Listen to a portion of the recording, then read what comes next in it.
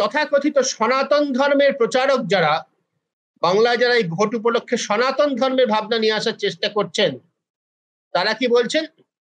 তারা বলছেন গত 13 বছরে স্বামী বিবেকানন্দ শ্রীরামকৃষ্ণের এই বাংলায় বারবার সম্মানহানি হয়েছে সনাতন ধর্মের। এই বাংলাটি আমরা দেখলাম স্বামী বিবেকানন্দ এবং শ্রীরামকৃষ্ণের বাংলা বলে বর্ণনা করা হলো। আমরা বাঙালিরা কিন্তু গৌরব বোধ করি রামমোহন, বিদ্যাসাগর, অবশ্যই শ্রীরামকৃষ্ণ বিবেকানন্দ তার মধ্যে রয়েছেন, কিন্তু তার সঙ্গে রামমোহন, বিদ্যাসাগর, রবীন্দ্রনাথের কথা আমরা এক নিঃশ্বাসে উচ্চারণ করি। তাদের কারো উল্লেখ এই সনাতনপন্থীদের বিজ্ঞাপনে নেই। বাঙালির উত্তরাধিকারের মধ্যে রবীন্দ্রনাথ, রামমোহন এবং বিদ্যাসাগরকে এরা স্পষ্টতই গণ্য করেন না। গত বিধানসভা নির্বাচনে আমরা বিজেপির মুখ্য প্রচারক নরেন্দ্র মোদীকে দেখেছিলাম চেহারায় কিছুটা রবীন্দ্রনাথের আদল আনতে। একটা নির্বাচনে সত্যি মিথ্যা অনেক নিয়ে প্রশ্ন রয়েছে, বিদ্যাসাগরের মূর্তি ভাঙার অভিযোগ উঠেছিল, কিন্তু এই কথা শোনা যায় কান পাতলে বিজেপি ক্ষমতায় আসলে বাংলা থেকে রামমোহন, বিদ্যাসাগর নিয়ে চর্চা বিশেষ আর হবে না। খুব কেউ কেউ রামমোহন, বিদ্যাসাগরের নাম উঠিয়ে দেওয়ার কথা বলেন, সেটা সম্ভব কিনা জানি না বাঙালির মনন থেকে, কিন্তু তারা উল্লেখ করছেন যে শ্রীরামকৃষ্ণ এবং বিবেকানন্দের বাংলা, তাতে নাকি সনাতন ধর্মের হানি হয়েছে, সম্মান হানি হয়েছে। আর কি বলছে বিজ্ঞাপন? বলছে ভোট রাজনীতির কারণে বাংলায় পিছিয়ে যায় মা দুর্গার বিসর্জন। এত স্পষ্ট বিভাজনমূলক বিজ্ঞাপন, এত স্পষ্ট প্ররোচনামূলক, উস্কানিমূলক, ধর্মের ভিত্তিতে বিভাজন করা রাজনীতি বাংলা অতীতে কখনো দেখেছে বলে আমার মনে হয় না। আশ্চর্যের বিষয়, সনাতন ধর্মের প্রচারকরা তাদের নিজেদের রাজনৈতিক পরিচয়, কোন দলকে তারা ভোট দিতে বলছেন, সেটাই বিজ্ঞাপনে প্রকাশ অন্তত এখনো পর্যন্ত করেননি। মা দুর্গার বিসর্জন কোনোদিনই পিছিয়ে যায়নি। তথ্য যা বলে সেটা হচ্ছে কোনো একবার মহরম এবং দুর্গাপূজার বিসর্জনের দশমীর দিনটা সম্ভবত একসঙ্গে পড়েছিল। সেবার একটা আবেদন করা হয়েছিল সরকারের পক্ষ থেকে দুর্গাপূজার বিসর্জন দশমীর দিন না দিয়ে একাদশীর দিন দিতে। অথবা একাদশীর দিন পড়েছিল, আমার সামান্য ভুলও হতে পারে। দুর্গাপূজার বিসর্জন হিন্দুরা সকলেই জানেন, দশমীর দিন একটা ঘট বিসর্জন হয়, সেটা হচ্ছে তাতে আচারটা সম্পূর্ণ হয়। তারপর প্রথা মাফিক যে বিসর্জন, যেটা এখন একটা বিরাট শোভাযাত্রায় কার্নিভালে পরিণত হয়েছে, তার সঙ্গে ধর্মের বিশেষ কোনো সম্পর্ক নেই। সেটা দুর্গাপুজোর একদিন, দুদিন, দশমীর দিন হতে পারে, তার একদিন, দুদিন, 3 দিন, 4 দিন পরেও হতে পারে, প্রায়শই হয়ে থাকে। উৎসবকে দীর্ঘায়িত করা হয়, তা নিয়ে অনেকের অনেক অভিযোগ আছে। আমার নিজের ব্যাপারটা পছন্দ নয়, কিন্তু এর সঙ্গে ধর্মের কারণে দুর্গাপূজা পিছিয়ে দেওয়ার কোনো প্রশ্ন নেই। আর কি বলা হয়েছে, বাগদেবীর আরাধনাতেও বাধা দেওয়া হয়। এই প্রচারটি এসেছিল একবার হাওড়া জেলাতে একটি ঘটনাকে উপলক্ষ করে। বাগদেবীর কোনো পুজোতেই কোনো কেউ বাধা দেননি, কিন্তু যখন ধর্মীয় উৎসবকে পরিণত করা হয় রাজনৈতিক প্রচারের মঞ্চে, তখন অবশ্যই সরকারের কর্তব্য তাতে নিয়ন্ত্রণ আনা। তৃণমূল কংগ্রেস সরকার হোক, অন্য যে কোনো সরকার হোক, তাতে যদি নিয়ে থাকে যথেষ্ট ঠিক কাজ করেছে। এ রাজ্যে রাম মন্দিরকে বলা হয় অপবিত্র এবং জয় শ্রীরাম ধ্বনিকে গালাগালি তকমা দেওয়া হয়। রাম মন্দিরকে অপবিত্র কে কখন বলেছেন আমি জানি না। জয় শ্রীরাম ধ্বনিকেও গালাগালির তকমা দেওয়া হয় না। জয় শ্রীরাম ধ্বনিটাকে তো রণহুঙ্কারে পর্যবসিত করা হয়েছে। জয় শ্রীরাম বলে যখন হাতে উদ্ধত তরোয়াল নিয়ে ঘরবাড়ি জ্বালানো হয়, নিরীহ মানুষকে আক্রমণ করা হয়, তখন সেটা ভগবান রামের নামে জয়ধ্বনি থাকে না, সেটা পরিণত হয় রণহুঙ্কারে। ঠিক যেমন আল্লাহু আকবার এটি রণহুঙ্কারে পর্যবসিত হয়েছিল একটা সময় পশ্চিমবঙ্গে, যখন সাম্প্রদায়িক দাঙ্গার, স্বাধীনতার আগে এবং অব্যবহিত পরে সাম্প্রদায়িক দাঙ্গায় পীড়িত ছিল কলকাতা তখন পশ্চিমবঙ্গ। আল্লাহু আকবার, যেটা একটা ঈশ্বরের নামে জয়ধ্বনি, আল্লাহর নামে জয়ধ্বনি, সেটা রণহুঙ্কারে পর্যবসিত হয়েছিল। আজ কিন্তু সেটা কেউ ব্যবহার করেন না। জয় শ্রীরাম বলে উদ্ধত তরবারি নিয়ে যখন মানুষকে আক্রমণ করা হয়, ঘর বাড়ি জ্বালানো হয়, দোকানপাট লুট করা হয়, তখন জয় শ্রীরামকে অবশ্যই রাজনৈতিক প্রচারের স্লোগান হিসেবে গণ্য করা উচিত এবং সেইভাবেই তাকে ট্রিট করা উচিত বলে আমরা মনে করছি। জয় শ্রীরাম তো সত্যি সত্যি বাংলার মাটিতে কখনো উচ্চারিত হতো না। আমি কলকাতা শহরে যে অঞ্চলে ছোটবেলায় বড় হয়েছি সেটা অত্যন্ত যাকে বলে কসমোপলিটন এলাকা। ধর্মের দিক থেকে সেখানে খ্রিস্টান, মুসলিম, হিন্দু তারা একসঙ্গে বসবাস করতেন। বিভিন্ন রাজ্যের মানুষ ছিলেন, প্রচুর বিহারের মানুষ ছিল, উত্তরপ্রদেশের মানুষ ছিলেন, বেঙ্গল পটারি বলে একটা বিরাট কারখানা ছিল, সেখানে নানা রাজ্যের শ্রমিকরা কাজ করতেন, তারা শ্রমিক বস্তিতে একসঙ্গে মিলেমিশে থাকতেন। চাইনিজরাও থাকতো আশেপাশে, পূর্ব কলকাতা ট্যাংরা অঞ্চলের কথা আমি বলছি। সেখানে কিন্তু কোনোদিন ছোটবেলায় আমরা জয় শ্রীরাম বলে কাউকে সম্বোধন করতে শুনিনি। জয় শ্রীরামটা সম্পূর্ণ বিজেপির আবিষ্কার, রণহুঙ্কার হিসেবে ব্যবহারের জন্য, রাজনৈতিক স্লোগান হিসেবে ব্যবহারের জন্য এটা ব্যবহার করা হচ্ছে, অন্তত পশ্চিমবঙ্গের মাটিতে। আমরা ছোটবেলায় কি সম্বোধন শুনতাম? জয় রামজি কি, জয় সিয়ারাম, এগুলো আমরা শুনতাম। এগুলো স্যালুটেশন বা অভিনন্দন, পরস্পরকে গ্রিচ করার জন্য, পরস্পরের সঙ্গে দেখা হলে এই শব্দগুলো ব্যবহার করা হতো। জয় শ্রীরাম কোনোদিন ব্যবহার হতো না, জয় রামজিকে ব্যবহার করা, জয় সিয়ারাম ব্যবহার করা হতো। শ্রী সীতা কথা থেকে বাদ চলে গেলেন।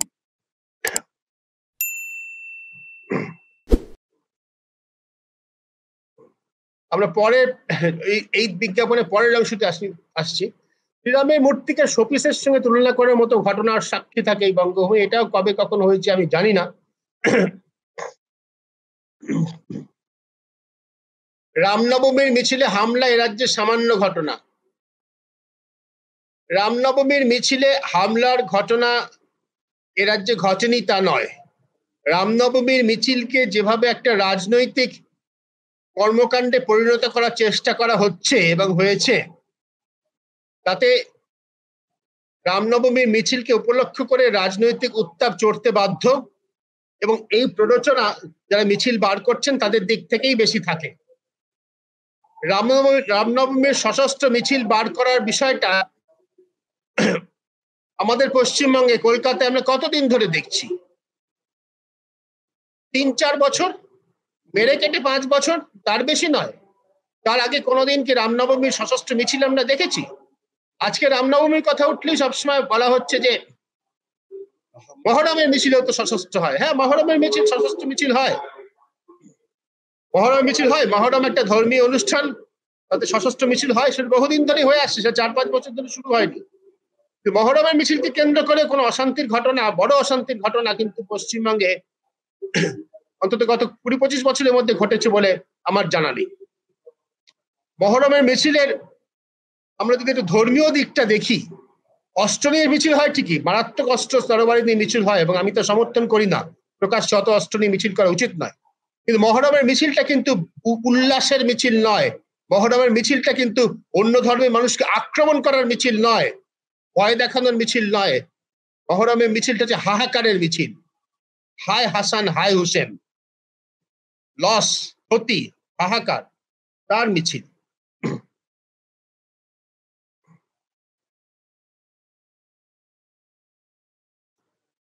চৈতন্য মহাপ্রভুর ভূমিতে আরেকজন ব্যক্তির নাম দেখলাম, শ্রীরামচন্দ্র বহিরাগত বা বিপিএল এর তকমা পান।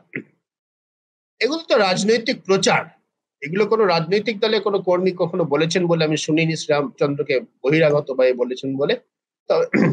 অবনীন্দ্রনাথ ঠাকুরের চিত্রায়িত প্রচলিত ভারত মাতার পুজোর সমালোচনা করেন স্বয়ং মুখ্যমন্ত্রী।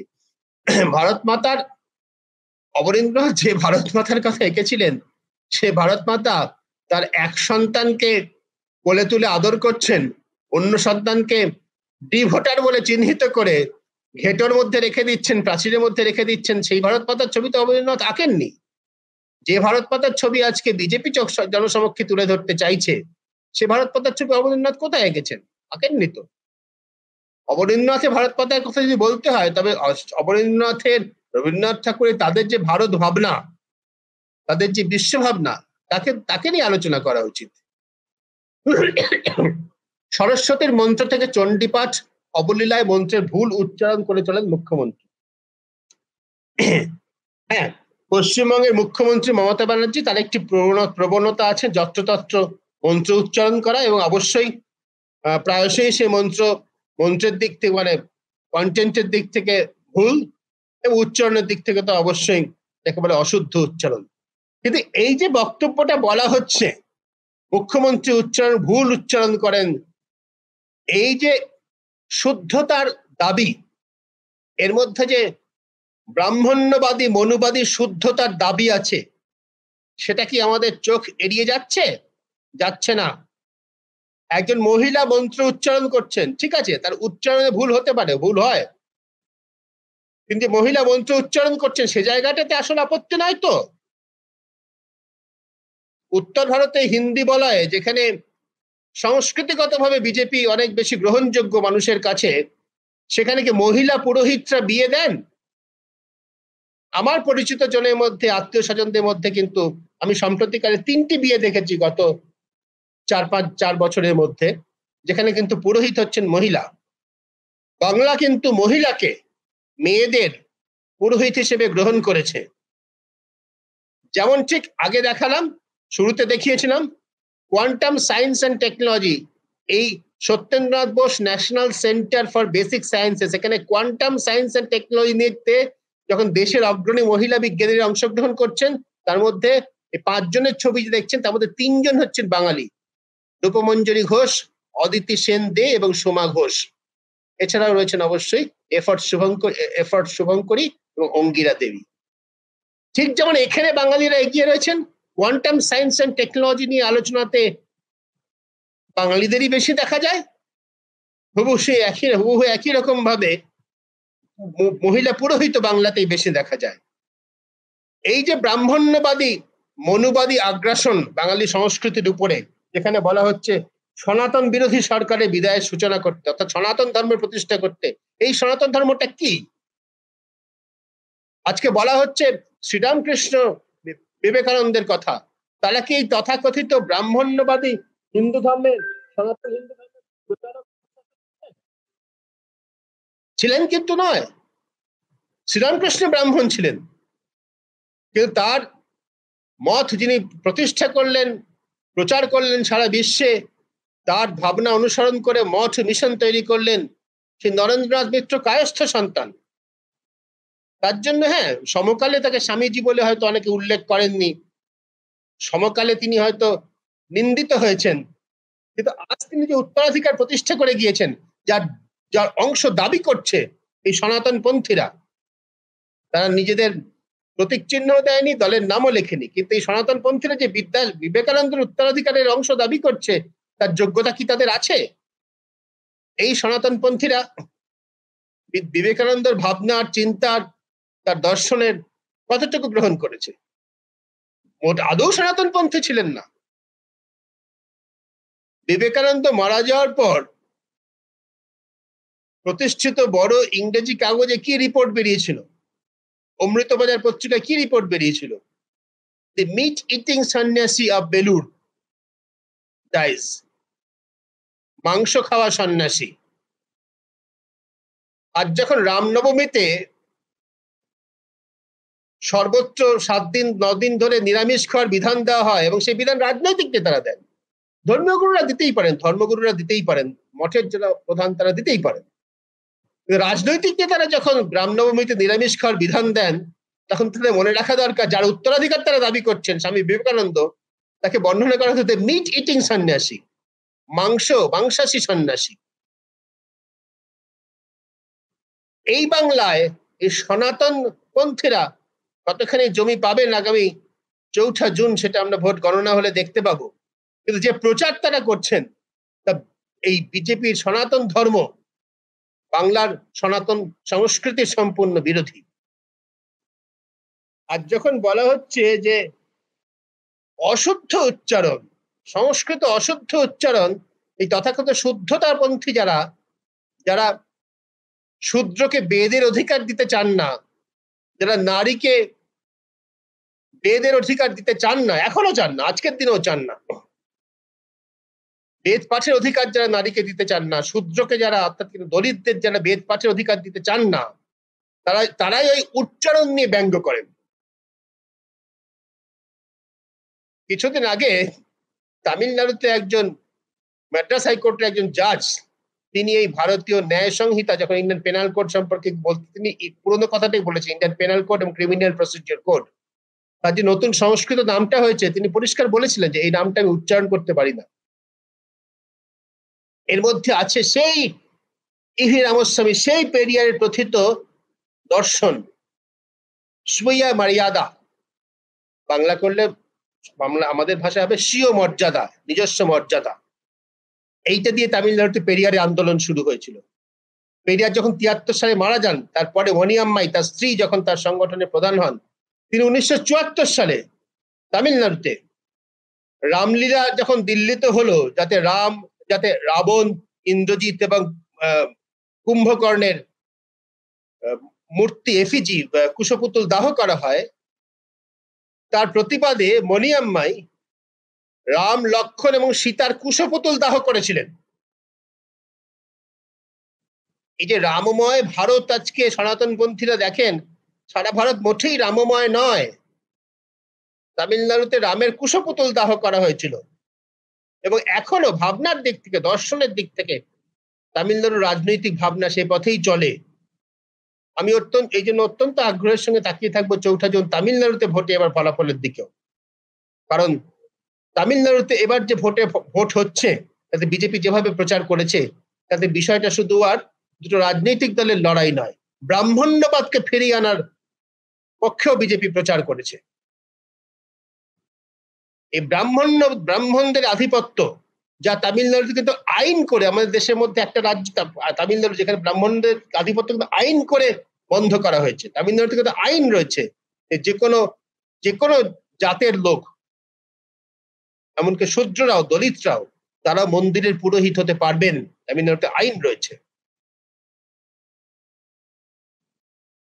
পশ্চিমবঙ্গ, তামিলনাড়ু বা কেরালার মতো রাজ্যে বিজেপি কতখানি দাঁত ফোটাতে পারে এই সনাতনপন্থী প্রচার নিয়ে, সেদিকে আমরা তাকিয়ে থাকব।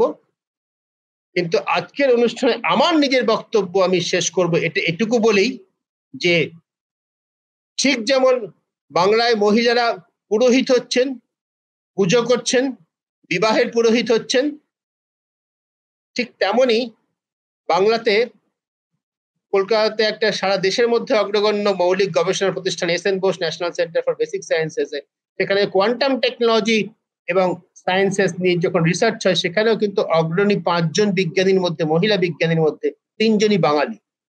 এটাই বাংলার উত্তরাধিকার।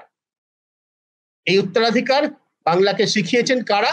আবারও বলছি, রামমোহন রায়, ঈশ্বরচন্দ্র বিদ্যাসাগর, রবীন্দ্রনাথ, বিবেকানন্দ, অমর্ত্য সেনের মতো মানুষরা। হ্যাঁ, সত্যজিৎ রায়ের ছবি হয়তো এখানে দেওয়া যেতে পারত। রামমোহন, রবীন্দ্রনাথ, বিদ্যাসাগরের নাম তো শুনি না এই সনাতনপন্থীদের মুখে কখনো। বিদ্যাসাগর এমন একজন মানুষ যার কাছে আমরা প্রতিটি ভারতীয় মহিলা যার কাছে ঋণী। তিনি মহিলাদের শিক্ষার ব্যবস্থা করলেন, নিজে সহজে সংস্কৃত শেখার বইটা লিখলেন, কিন্তু একই সঙ্গে সওয়াল করলেন আধুনিক পাশ্চাত্য শিক্ষার। বললেন দুটোই শিখতে হবে, ইংরেজিও পড়তে হবে, কারণ তা না হলে সারা পৃথিবীর সঙ্গে সমান হওয়া যাবে না। এমন একজন আধুনিক মানুষ, তার কথা তো শুনলাম না। বাল্য বিধবাদের ডাম্প করা হতো, বিসর্জন দিয়ে আসা হতো কার্যত কাশীতে, বৃন্দাবনে। তাদের বিবাহের ব্যবস্থা করলেন, নারীকে মর্যাদা দিলেন। সনাতন হিন্দু ধর্মের তো ছিল সতীদাহ প্রথা। রামমোহন রায় তার উদ্যোগে সেটা বন্ধ হলো। তাদের কথাতেই সনাতনপন্থীদের মুখে শুনছি না। সনাতনপন্থীরা গুণগান করছেন শুধু শ্রীরামকৃষ্ণ বিবেকানন্দের, বিশেষ করে বিবেকানন্দের প্রকৃত আদর্শ, প্রকৃত মতাদর্শ, ভাবধারা, তার সঙ্গে কি সনাতন পন্থার বেশি মিল আছে? আমি এ বিষয়ে পণ্ডিত নই, কিন্তু সামান্য যেটুকু সাধারণভাবে সমস্ত শিক্ষিত বাঙালির জানা আছে, তা থেকে বলতে পারি না, সনাতনপন্থীরা তার কথাবার্তা, লেখা, চিঠি পত্রের মধ্যে খুব বেশি, তাদের সপক্ষে খুব বেশি উপাদান খুঁজে পাবেন না, বরঞ্চ উল্টোটাই পাবেন।